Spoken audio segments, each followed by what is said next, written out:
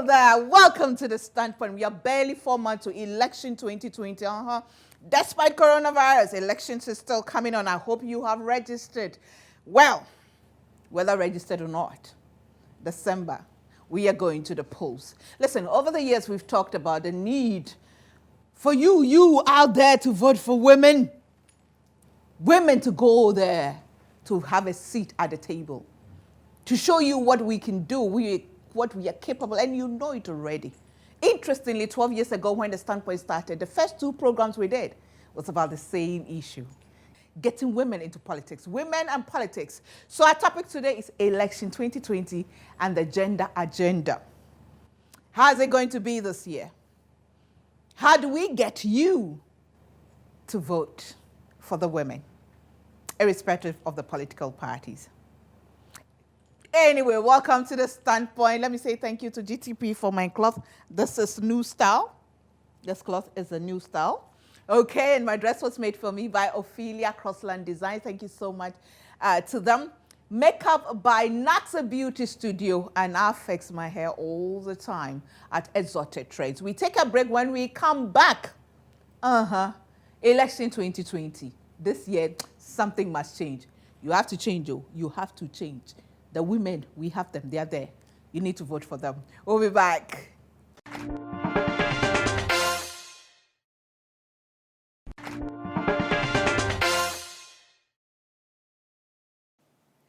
Well, welcome back to the Standpoint. Well, as you expect, the discussion has started even before the cameras started rolling. Well, let me say thank you to our supporters. You got our Wick Purified Mineral Water and Royal Drink by Casa Preco Company Limited, Juice Time 100% fruit juices, House of Food, Auntie Vera and her team. Thank you so much. Whatever you're doing, just contact them and they will give you, in fact, more than you expect, more than you paid for. And the food is very good too. Yep, cleaning services, everything cleaning.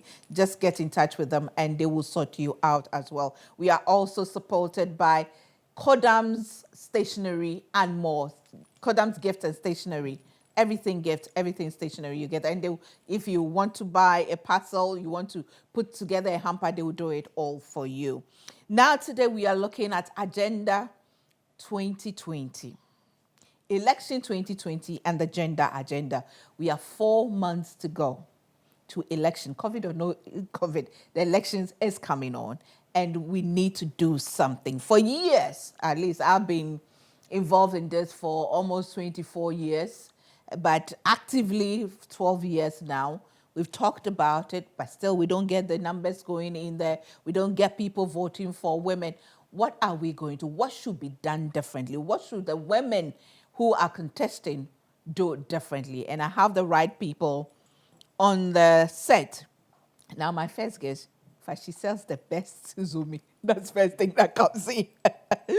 She makes the women in her village, she encourages them and she works with them to do the best, Zumi in town. So today I know I'm buying some as well. And when she was honestly, and I wrote it on my social media platforms, that when she was nominated to be the running mate for PPP in the year 2016, I was very excited, mainly because of what she does. Because for years, she's been into mentoring young girls and young women. And so for me, I even have goosebumps. It was something that was going to boost the morale of the women, of the young girls, to know that, yes, I can also get there. I can do better than win or lose. It was going to serve a purpose. She is simply Bridget Jogbonuku. Welcome back. It's been a while. Thank you. Yes. Almost 2 I'm years. happy to be back. Good to have you back on. Thank you. I'm happy to be here. I'm always happy to be here. Oh, so Bridget is the running mate to the PPP presidential candidate in the year 2016, and she is also the founder of Mentoring Women. Mentoring Women, yes. She is the founder of that group. Now, next to her is a woman, I had also admired and listened to over the years. And guess what? I found that she's my daughter. You know why she's my daughter? She shares the same birthday with my daughter. Oh, nice. Yes, 11th August. That's a beautiful coincidence. She is Clara Berry Kasati. She is a lawyer and a gender activist and advocate, and she is a lecturer as well. Welcome to The Standpoint. Thank you very much. Good to have you. Good to be here. 4 months to election 2020. Yeah. The gender agenda. Any hope? Well, it's at least I hope to see a lot more campaign. As for the primaries are over. The women who have won, we'll see how they perform in the elections. If you look at the trend with respect to district assembly, the reports are that the women representation has reduced. We are hoping that it won't be worse in the parliamentary elections, particularly in 2020. Right. It come 4 months. You know, over the year, there's something I've noticed that, especially with the two parties, NDC and PP, what they do is, if a woman is standing in a particular area for a particular party, they push another woman there to go and contest that woman. Okay. So sometimes you think that we have about 200 women contesting, but in actual fact, when you go in there, we have about 50. Okay. You know, constituency, yeah, because definitely in one constituency where 3 or 4 women are contesting, only one Exactly. will win. Yeah. So that's what is happening now. I don't know if it's the same thing. Okay, that is true. I think going ahead, we would have to, as a country, come to some agreement when it comes to the political parties, for example, and the gender agenda. We probably have to start looking at instances where we compel or we insist on political parties to give equal representation, even within the executive setup. If you look at, for example, I think they always have something like women's organizer, Exactly. and it's almost as if you're a woman, that's your constituency. Yes. That one is reserved for you. Yeah. All the other ones, is for the men. But the yeah. women's organizer and whatever, then that one is. So all the women have to compete for that one. I think until we start insisting on some kind of equality, equal opportunity, even within the executive, so that let's say that they should have at least 50-50. Right. Sometimes it gets uncomfortable when you are talking about women representation, and then people make it look like, okay, because of the noise, you just take this one. Yes. Exactly. And it sometimes also gives the impression as if the woman wasn't competent enough, but because you are competent, but she is very competent, sometimes more competent than, probably more competent. But then even when she then gets it, then I always say it's unfair to her, because then she gets more or less undermined for her own individual competencies. So I think we've done well. If you look at the gender agenda, we've done some work. There's been some improvement, but there's a lot more work to be done. A lot more work to be done. Which is in 2006. Oh, you wanted to add something before I said Something to what Clara said, which I agree with entirely. But yes, let's be careful about the tokenism. And I think we women must recognize it if we're being used as tokens, just puts there for the color. I think it was Angela Dramnabwaju that I heard from that even if all the women who won the primaries for the NPP and all the women in parliaments now should run again and win and get seats in parliament, we would have something like 23% representation. So it's still not 50-50. Yeah. So we need to work, and not only work to be women in parliament, but to work so that we change the structures, not only within our parties, but even within our democracy and our governance. It needs to change. Because, and not just change, you see, we should stop looking at it as the superficial, just change because there are women there, but so that we can change the fortunes, the economy, and the governance of this country. We can do it, Right.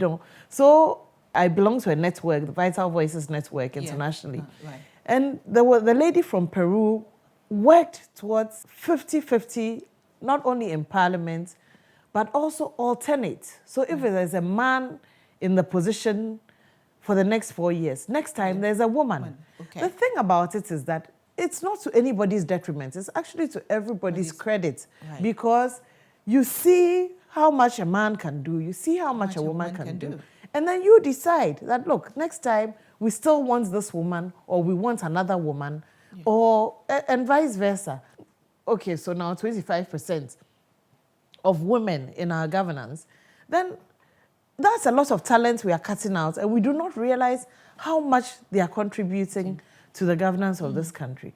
So we should start looking at it and really give attention to it as to putting women in the position, not for the token, but because they are competent and can indeed influence the governance. Right. I'm sure you've heard the statement, women don't vote for women.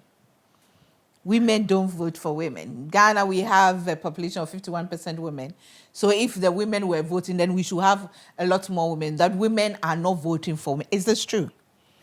Well, I had experiences where I didn't get support from women. And because I wasn't a member of their party, you know. And I would like to say to us women, and so therefore what you're saying might be true in certain cases.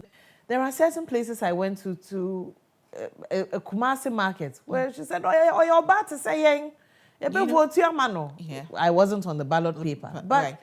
there were some women like that.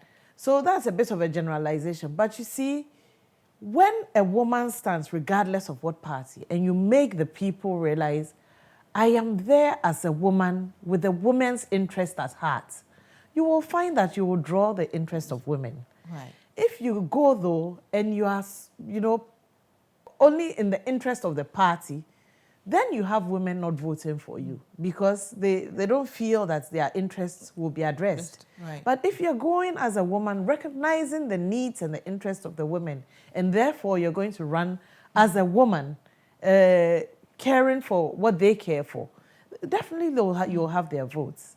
So it might be true. It might also be our socialization. We've been socialized, for years. We've been voting along these two lines, this duopoly, it's either this or that.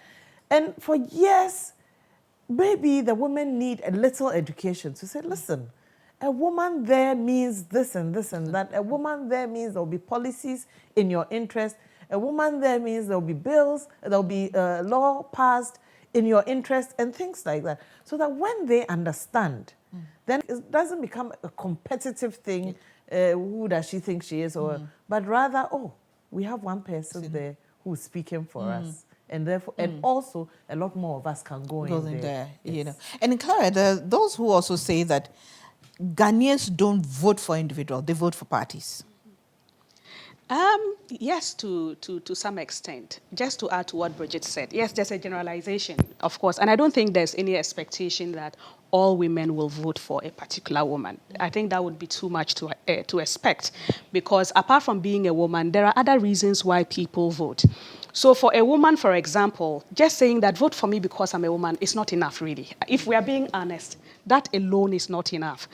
If you are a woman, we must be voting for you because you are bringing something that is going to help a lot of women. Right. And now, fortunately, since 1992, for the Fourth Republic, there have been some women in certain situations. So the women actually have a basis for comparison. Yeah. So they are going to look at the last time we gave a woman this opportunity, what did she do that changed something for women? So, for example, the last time we got a female parliamentary candidate, what did she do for women? What did she do to further women's interest in the constituency, nationally or even in her constituency? Exactly what policies, what structures did she put in place? So I think the more women just say vote for me because I'm a woman, there are some women who are going to see that, well, you just want to use us for whatever ambition that you have. We are not interested. So I think, yes, I understand that if you're a woman and you are in a political party, your party does have certain policies and you do need to support your party sometimes. I understand that. But I think if you are a woman and you intend to use that and to rely on the women vote, then you have to move beyond your party. You should be able to prove to women that, yes, although I belong to this party, I still have women's interests at heart, no matter which parties they belong to. And particularly in my party, I intend to do more to advance the interests of women.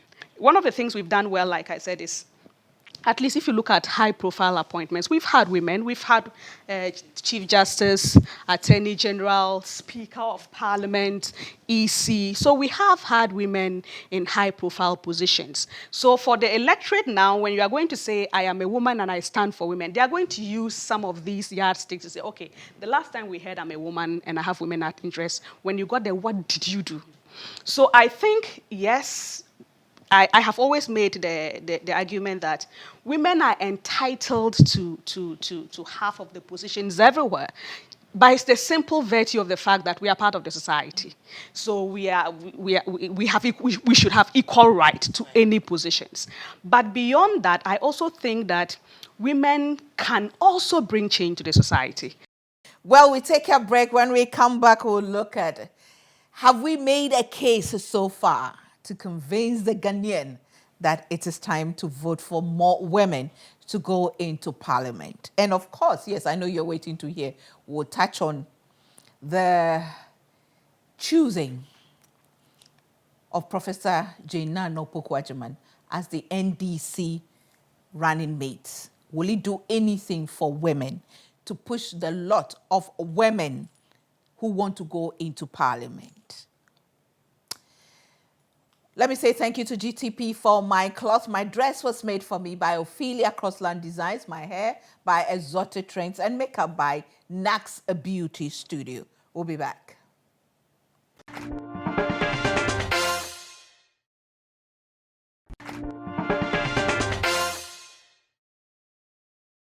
Welcome back to the stand for. We are supported by Awake Purified Mineral Water and Royal Drinks by Casa Preco Company Limited. Juice Time, 100% fruit juices. Yogurt, yogurt. As women, I always tell you, yogurt is very good for you. And if you have to go for yogurt, it has to be yogurt. Made in Ghana. I just love the things made in Ghana. You know, everything here, produced here in Ghana. Thank you so much to the House of Foods, Auntie Vera and their team. Thank you to Yep Cleaning Services, who keep our environment clean. And of course, our website, www.thestandpoint.com.gh, is powered by Dream Oval. Follow us on Instagram, _standpoint. On Facebook, please like our page. And then, of course, make sure that you get all notifications when you're streaming programs there. That's The Standpoint. And note this, every Sunday at 8 p.m., we stream The Standpoint on Facebook and then on YouTube. And the YouTube name is also The Standpoint. Subscribe so that you can watch new programs and, you know, have a review of various programs that we've had over the years. We are also on Twitter as The Standpoint as well. Now, Bridget, have we made a case so far? As someone puts it, it's a departure, but not an arrival. It's a departure, but not an arrival. Okay. As in, we are in a process of growth. Yeah. Indeed, in the past, maybe women were put there as token, but we've had women as chief justices. They've made a difference. We've had a woman attorney general. We've had a woman speaker. These should be evident that women have made a difference. They have helped grow the democracy of this country. And it can only get better. Right. We cannot look at, and since we are going to talk about the appointment of Professor Jaina Opoku-Agyeman, some men went up on air only to outline things she did wrong or things she didn't do. Right. I'm almost like, so did she do anything right? But this is us. It's only in negativity. Yes. Everything must be looked at from the negative, from a cynical point of view, and a hole sponged into it. There have been many, many positives of the chief justices that we've had, of the attorney general that we've had, nobody is perfect. Right. We are all growing. Right. So let's look at the positives and say, hey, what have these women brought to us? And what more can they bring? Exactly. Not what they did wrong, because everybody everybody makes mistakes. Right. And from the mistakes, they learn and get better. Right. So let's look at those and grow forward, but not, go backwards. Yeah. So have we made a case? Yes, we've departed. We've departed from no woman at all to women in very high positions. And all we can do is go forward with that. For the Chief Justice, for example, we went from one woman to another woman. Yeah. And it can only get better. Right. Yes. And Clara, you see the say what? We stand on the shoulders of giants. Yes. Some people pave the way for us to get here, to be involved. We are also paving the way for others to get involved. But sometimes, I think along the line, we lose track and we get into this atmosphere of we are the ones doing it. When I started, getting involved, we could mention the names of Hawa Yakubu, may she rest in peace, Gladys Asma, Teresa Tego, Amma Benyuado. You know, there were great women. Cecilia Johnson. Christine Churcher, Christine who was Churcher. a colleague of Professor Nana Jane. Yes, you know, Sherry Sherry Aite, Aite. you know, but now we seem to have, they are the old school. But these women did some great things. Even, of course, Mrs. Rawlings, Nana Kunedu Rawlings, they had their positives. Nana Kunedu, for example, the if for nothing at all, the send your girl child to school, you know, agenda she started, the creches she started across the country for market women, for various, you know, we have things that we can reference to. But sometimes we forget to stand on these, on the shoulders of these giants, and then we just talk about human as things have changed. This is 21st century. Look at Peru, look at this. But in our own home, Ghana, we have women who have proved that it can be done. So whilst they mention the negatives, we can mention the positives. Absolutely. Yes. That's what I was actually coming to, that we have more than made a case. We have more than made a case that a woman can rule this country. Now, whether people have been in denial or they are willing to accept it is another matter. But we have made a very strong case. And you talked about the first, let's take an example from the public sector. The first female Chief Justice. She was a great administrator. She did absolutely well. She had been Chief Justice for quite a long time, and she proved a case that she could do it. I'm sure she can manage this country. You talked of Hawa Yakubu. I'm sure Hawa Yakubu is more than qualified to have been president. You've talked of Mrs. Rawlings. Even in her case, her 31st December Women's Movement, every village that you went to, the group was there. Yeah. And the group, they managed together and they got something doing. It gave them some kind of power even within their communities. Yeah. Do you think we can ever, Bridget, avoid the insult? Because I believe that women must be made to understand that this is bound to happen. Whilst we fight for it to stop, they must be able to ignore it and concentrate on the bigger picture, what they have set out to do, and prove themselves. Instead of always, you know, fighting here, this person has called me name, this person has done this, so you attack and everything. We need to keep our eye, because I believe this is just meant to distract us. It is, and I agree with you. You must learn to develop a thick skin. So you hear it and you let it slide. Is it your truth? If it's not the truth, then it's up to them. I'm not going to try and diffuse truths. And if it's the truth, it's my life. Yeah. You know? Yeah. Yes, it's my life, and this is the way I want to carry it forward. But I think I still have the qualities to be your leader. Right. You know, there's a song, Dr. Pabobo. Yeah. You see, when you want to go into leadership, it's a sacrifice. Right. You sacrifice your personal life, you sacrifice everything else you've done, and you hope that it's in good stead, so that they don't use that against you. And if, you know, as they say, trust in God and do the right. So you trust in God and hope you do the right thing, and then you put yourself up. There may be things you didn't do right, but it's past. It's You are past, going yeah. forward. Yeah. So as for the insults, they'll come. As I said, Dr. Pabobo said, yes, to cry upon our syndrome. Thank you. Even Christ was crucified. Yeah. And that was a sacrifice. He did everything right, but he was Yabona syndrome. He was. Yeah. So you Falsely cannot accused expect. and, you know, crucified. Yes. Yeah.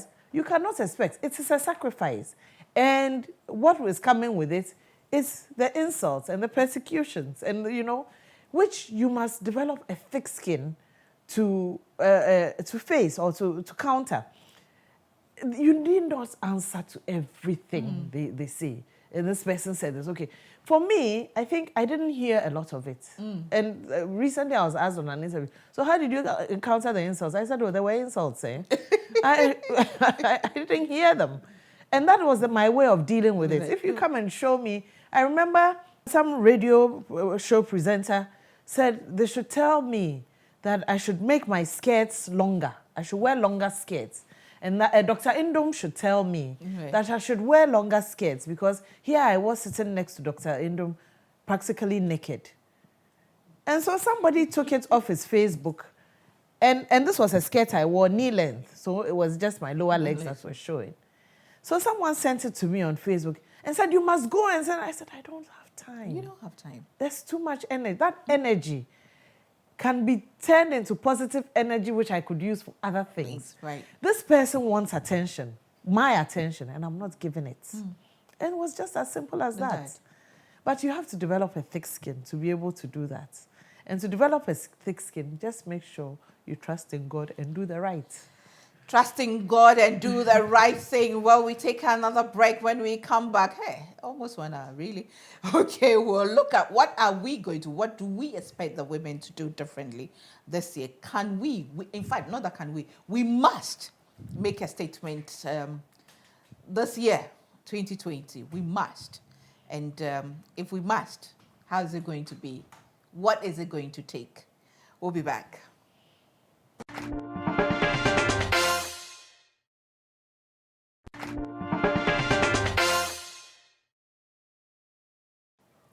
Welcome back to The Standpoint. Clara, yes. 4 months away. We have, August, September, October, November, 7 December. We are there. Can we make a change? Can we make an impact? Can we get maybe a higher number of women voted for? We have the opportunity. How we use that opportunity matters a lot. Yes, like Bridget said, women have to go out there and campaign. I have seen some of them who were contesting for the primaries. Whether you agree with their policies or whatever, some of the things I admired about some of them was their passion for campaign. They went all out and they campaigned for their positions. I think women have to adopt that position, that posture as well. You just have to go out there and campaign because the votes are on the ground and you have to campaign very hard. Now, with respect to, of course, women always have a lot more. I always say that when women are contesting for anything, whether it's a political position or some other professional position, there's always so many unreasonable expectations on them. When they have passed this bar, then another one will be raised. What about this one? Then when they've passed that one, what about this one? So they keep putting so many things. But I hardly hear them say the same things when it's a man. And I think women always have a harsher standard when the position comes with authority and respect. Do you think Professor Jainano Pokuajima's entry into the highest position, of course, running mate, do you think it will do anything to help a lot of the women who are going to politics, not, general women, but who are going into the elections to contest? I can't say a yes or no to that, but I think it will depend a lot on how she does the campaign. She has to go on the campaign trail. No doubt about that. So, of course, just saying I'm a woman and I've been made a running mate, so it's over, of course, that is not going to work. So whether it will impact positively or not depends on how she structures her campaign and how she goes out there to campaign as well, how persuasive she sounds, and how she's able to get everybody along that I will make a difference. So, for example, I will be willing, I'm sure myself and all of us, we would want to see, so what are you going to do differently? I don't think for a lot of the people who want to get women there, it's just so that you can go there and do everything else that everybody else is doing. Because you are not coming because everybody else is doing say yes. Right. Like I said, in theory, I agree that you are entitled to it. Exactly. But the other people are also entitled to their votes. They have an interest. Everybody who is voting votes for something. And a lot of the women, I'm sure they want to hear something. So a lot of it, I think, depends on Professor Nana herself. Right. It will depend on how she prosecutes her campaign. It will depend on what she's able to tell the people that she is bringing on board. That is going to benefit a lot of people. Some of us will be looking to see changes in structures and policies. Something that makes the life, at least that makes everything trickling down. Something different that is going to help women deal with the barriers they already face in the society. So there is an opportunity, but what she does with that, I think we are yet to see her campaign, and then we will see how that goes. Bridget, do you agree? I agree with her perfectly. I was going to say, it is not what we think she's going to do, but we have expectations as a woman. And you see, I learned from a woman who was a prime minister of Canada. She said, you see, we women, when we go campaigning, and there's a crowd, well, COVID won't allow that now. Yeah. We're going to have to be strategic about our campaigns now. But when you see the crowd with women, you see people. These are people with lives. Men see votes. There's a clear difference. Ask them. Men see, when they see the crowd, it's like, oh, Right. these people are voting for me. Women, fortunately, we are a lot more compassionate. We see people with lives and livelihoods. So we must take that compassion that comes naturally to us into our campaign. And into, so I'm giving her free Advice, now. you see. We should take it into our campaign, and Right. we should use that to campaign. Appeal to the people. Let them know that when you come, you're going to make a difference. Men, I was saying to Clara before we came in here, men like the superficial, the things that are for show. Right. The Dubais, Right. and the cathedral, Yes. and the school building. Yeah. Women and the hospital, Right. fine, they are good. But women, we see the nurses and the doctors, the health care. Women, we see the value of education, the quality of the education, not the building. Right. You see? Yeah. And therefore, for women, this is what we take into a campaign. This is what we take to appeal to the people, to say it is going to get better for you. And we go with the softer parts, the emotion, the compassion, and the love. That is what is required. And I expect that she will take that into the NDC and change it. And change, like you said, change the party strategy, soften the people up a bit, make them more endearing, if you like, to women and women's leadership. Yeah. And that, therefore, will then influence the kind of politics we play in our country, not only in the NDC, but for all of us. Yeah. You know? Even as you speak, I'm just thinking, would she be allowed? Because she's gone into a system that has already been established. You see, she also has a trump card. Exactly. She also has a trump card. And I think so. Look, if you put me in a position, it is because you see something in me. Exactly. Now, if I want You're to not doing me a favor. Yes. If I want to bring those values and those qualities, and you are going to make it hard for me, my friend, okay, please let me go. Do you really want to let me go? After we've made this big name and come, you don't want to let me go. Exactly. So that is my trump card. We play it. This is what also I bring. It's not a matter of them letting you, but this is what I bring, and this is the way I want to play it. And I must say, our politics in Ghana is very male or dominated and oriented that way. And this is the time where we've got to change it, because has it worked for us? It has not.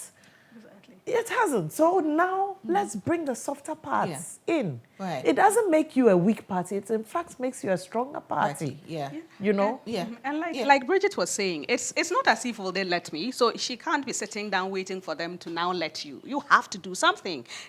Even getting the nomination is a lot. I think we need to acknowledge that she's been, not because she's not competent enough, but because we know that, I mean, it's generally been a boys' game, right? It's not because no woman till Professor Nana has been competent enough to hold the position. That's not the case. Right. So yes, we acknowledge that the opportunity, this is an opportunity given her. A lot depends on how she uses that opportunity. And they didn't let me. So, okay, if they didn't let you, what are you going to tell the electorate to vote for you? You must be able to work your way But through. she's not going to be on the ballot paper. Yes, but if her party wins, she's going to occupy the number 2 position. That's a very powerful position. Right. It is a very powerful position. Yeah. It comes with opportunity for policy, because she'll be chairing some of the very important committees and all of that. So she has opportunity to influence policy. And like it's been said, this number 2 position is just a heartbeat away from the presidency. Yes. So the truth is, we cannot downplay the position. It's a powerful position that she's getting into. What she makes of it, it's hers. And I always say that, yes, we have a lot of problems, but the truth too is that if you look at from our culture coming up, we actually do have some kind of sacred position for women. We have a lot of, we know the strengths of women. We know, for example, that if you want to make a home, it takes a woman Woman, to yeah. make a home. So just a house structure, you are not going to get a home. Yeah. So we do know what women can do for the family, for the society, for the entire country, for the world. It is up to now, in her case, how she, like Bridget is saying, how she's going to be able to tap into that and carry everybody along. It's what we look to see. Man, I'm tempted that we have to do part 2, but then we'll get the opportunity to do another program. But so, in conclusion, how are we going to go about it? How are we going to deliver to or convince Ghana? Because we are all involved. We all have to, if we say we want the women there, we all have to play a role to make sure we push them, to support them, to galvanize some support for them. What message can we carry to the Ghanaians? Why they need to vote for them? But I mean, I'm one of those who think that, listen, yes, women, but then we need to make sure we get the competent women, women who will go there and make an impact. Exactly. It's no more try and error, because people have done, as you said, people have done it over the years. We know the good, the bad, the ugly, but overall we know that it is good for Ghana. So what are we going to tell the Ghanaians? Well, for what we are going to tell the Ghanaians, I think because this is basically a political situation, it's largely going to be dictated by the political parties. So it will largely be dictated by the women in the political parties who are also contesting. For those of us in it sitting and watching, or who will just be voting and want to help, one, we are going to look at the values. I've always said, like you're saying, yes, we do want women, but we also want certain values for them to stand for certain values. Generally, letting people see that they are competent, not just because they are women. Yes, they are women is important. Being women means that they have certain extra advantages that they are bringing, but they are also very competent to handle the role as well. Competent to handle the role as well. Yeah, and I'll pick up on that competency. Most times when we say competent, then they say, for example, when I was running as vice presidential candidate to the PPP in 2016, people said, oh, but your opponent is Dr. Bawumia, he has a doctorate, he has economics, and that is another way of cutting us down. I don't have a doctorate, I didn't study economics, but I have other values and qualities. Yes. You know, I don't need a doctorate in economics to see people instead of votes. Right, exactly. To have compassion. Yeah. To understand how the market women what operate. the women in vape producing my palm oil want and feel and need and desire. I don't need a doctorate to influence people. Exactly. You know, there was a woman in parliament, I think she's Adjoa Say. Yes. She could barely speak English. Yeah. She was barely literate, but she was powerful and influential. Yeah. Enough, unfortunately, I think she lost her primaries. But yeah. enough to make 4 years in parliament. Right. She stood on the floor of parliament and made a statement. Yes. They laughed at her, they called it, but she did. Yes. And that is the kind of leadership we're looking for. Yeah. A woman who can get up and garner votes of her constituency. Yeah. Because they believed there was something she was bringing to them. So the women, don't be cowed by this title or that qualification or that. Go out there because you have the skills to influence people. The best kind of leadership is the kind that can go across lines that divide, across ethnic lines, across religious lines, across party lines. And that kind of leadership is the kind of leadership women bring. We can do it. When you are going to lead people, first of all, you must actually care for them. It doesn't matter how many degrees you have. You can have all the degrees in the world. If you don't really care about the people, you shouldn't be leading them. And you are not qualified to lead them if you don't care about the people. So you must actually care about the people. And you must actually be interested in seeing change. You must want to influence them. Those are not in paper qualifications. They are in the individual. So I think that, yes, women shouldn't be intimidated. I have come across, I know of, there was one she was actually in a political party. She holds a position. She's not literate, but she has a secretary who is literate. Okay. So she will ask her, okay, this is what I want, write it for me. And she has been writing, but in long and short, if you see the way she runs the party, you admire her. Right. you will admire her a lot. So I think there's a lot more people who have leadership qualifications. Women just have to put themselves out more. I heard one businessman saying that yes, education is very important, but you need to be streetwise. Indeed. You know, street wise. And even when you go to our villages, our grandmothers, and you know, you can't mess with them with all your degrees.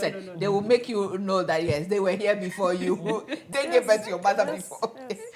Anyway, but in November we'll have to revisit, you know, and read some of it because there are a lot more we can talk about. Yes, Thank you so much for sharing. Of course, we wish you. the women all the best. I'll be back with a bit of me.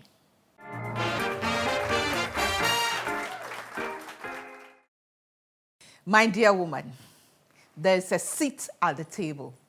Dare to occupy it. Oh yes, there's an empty seat waiting for you to occupy it. Don't be afraid. Oh, the name calling, the insults. If that kills, it would have killed some of us. Yes, I know some people, you know, not everybody has the strength that, you know, some of us have. Not everybody can contain it. And sometimes words can push people to do the unthinkable. But I want to tell you this. If you really want to occupy the seat and you know you have something to offer, dare to occupy it.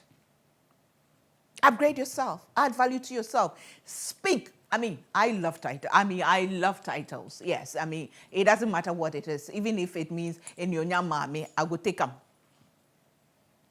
Tout your own potentials, your own abilities, your own achievements.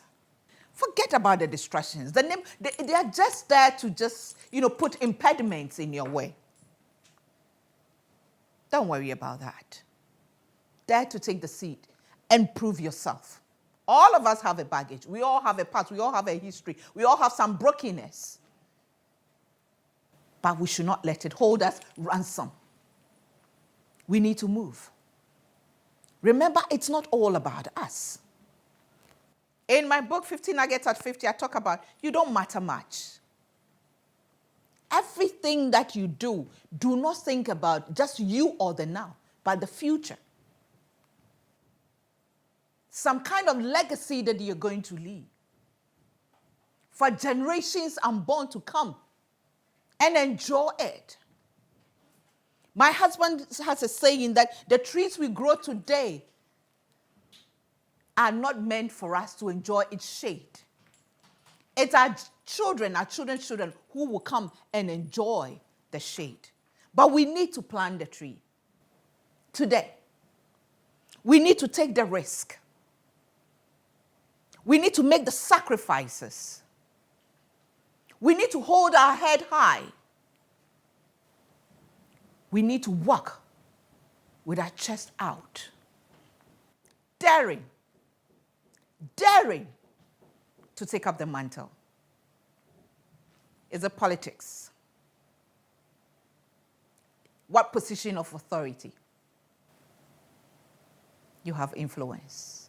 In your own small corner, you have influence. Use it. Leadership is about influence.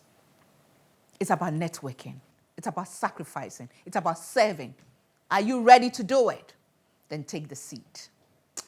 I am a woman with super crazy faith in God, but I know God has given us wisdom.